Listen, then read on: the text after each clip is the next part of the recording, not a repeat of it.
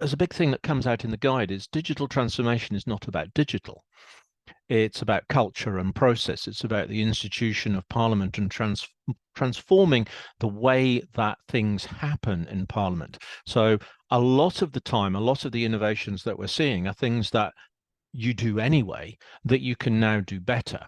But we're also seeing a wave, and particularly with AI, of things that you would like to have done in the past, but maybe they weren't cost effective, they weren't easy to do with the human resources or the technology that existed. So we're seeing another wave coming through with AI supported tools, and that makes digital transformation as a program in Parliament even more important, because we see this as a process of continuous innovation. I mean, as I have explained to some of you before, that I mean, we have had specialists here working maybe 20, 30 years. They're doing excellent jobs, but they like their programs. They like their old digital environment very well. They say everything works fine, so why should I stop use it? And I'm retiring in 5 years. So well, I don't want to change anything. And we have the IT, and they have also been working very long here at the Parliament. Some of them have been working for 15, 20 years. This approach that we made a team which ran through the organization, and the leader of that team is actually not the IT specialist, but she understands very well what, you know, those who are writing the documents and making documents and speeches and everything. She knows what they are going through. So she is sort of pushing on, you know, the development. But what we have had now is a former MP. He is really skilled and he is really interested. He knows, you know, what MPs are going through. So we hired him, sort of made a contract with him to sort of help us with the development. But now I'm thinking IT development, digital development, and, you know, running everyday business is two separate things.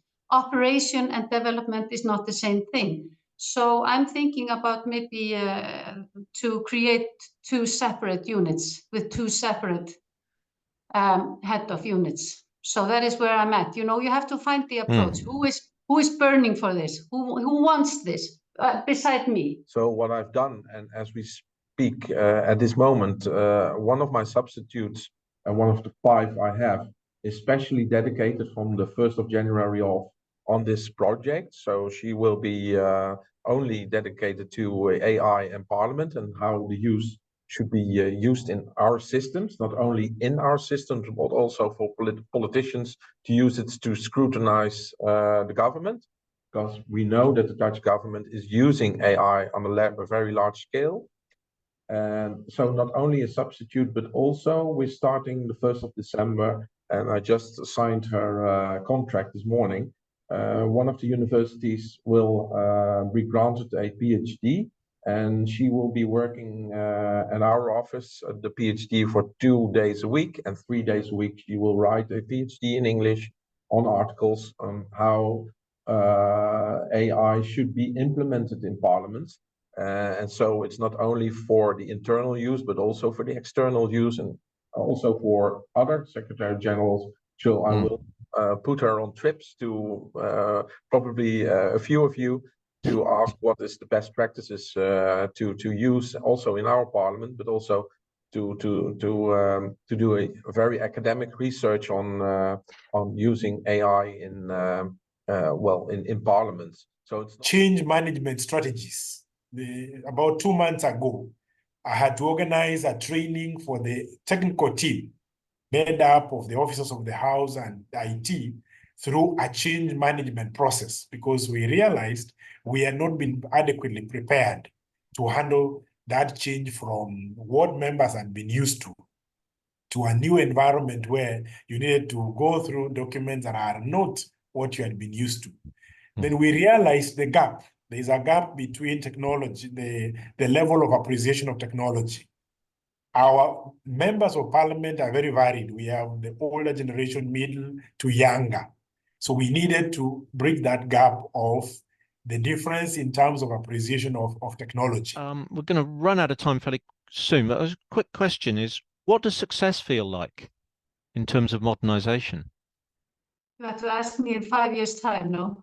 Well, that's a good answer. Yeah, Well, it feels great, but it Yeah. feels great. I mean, but it's, I mean, when you feel that you have achieved something that changes the environment we are working in, and then we feel that you can respond to not only the needs of the MPs and the staff here and the society, but the future staff as well. Because I mean, the young people coming here to work in the parliament, they are sort of, what are the programs you're using? Why aren't you using these methods and that? And when it comes to AI, I mean, they're using ChatGPT to ask all sorts of questions, translate documents, and so on and so forth. These are internal documents, perhaps. So yeah, I mean, we are lagging so behind. So I would say, you know, it's what I think it's important when it comes to success, that we really mark, you know, I mean, we have reached this stage, we have done this. These are maybe small steps, but we have to sort of make them visible. I think it's absolutely necessary to do that. I was impressed of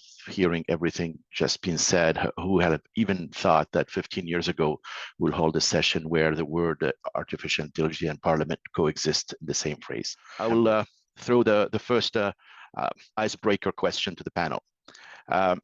We know that you're leading aspect of the digital transformation in your parliament, but as we heard and we know, without the proper support, you cannot succeed. Can you share with us how does one build this kind of support for digital transformation? Yes, the lesson learned so far is that first thing we need is the commitment from the Secretary General, and we have a board of top management in the Austrian Parliament, and you need the commitment to be able to convince the colleagues, because as mentioned before already, the problem is that very often the daily business keeps you very, very business, and you don't have your lacking time in thinking about what you could do in a transformation process. And what we did, especially in our innovation division, is that we implemented innovation model. What we discovered is to convince the colleagues from the respective department taking over the roles of product owners. Understand, I think that you need top down and bottom up. I think support for your program, and I definitely agree with the point made by Inés, but in relation to people meeting people, and it's the only way the transformation is going to happen. But I think a key thing is to try and get a chief information officer on your board. You need somebody who can translate translate the difference between tech talk and business talk, and close the gap of understanding there, and do it on a regular basis for you. Because after 7 years of transformation here, our first 4 or 5 years were spent re-explaining what transformation was over and over again to management board. So having a permanent member on your board who can sustain that level of understanding around transformation at a more granular level with the management board is really key. Make sure it's evidence-based, have a compelling vision for what you're doing, so it sets out where you've come from and where you're going. Use peers and benchmarking of other parliaments and what they have done in order to make what you're suggesting irrefutable. Point to it and say, look, they have done it here. There is no reason we cannot do it in our parliament.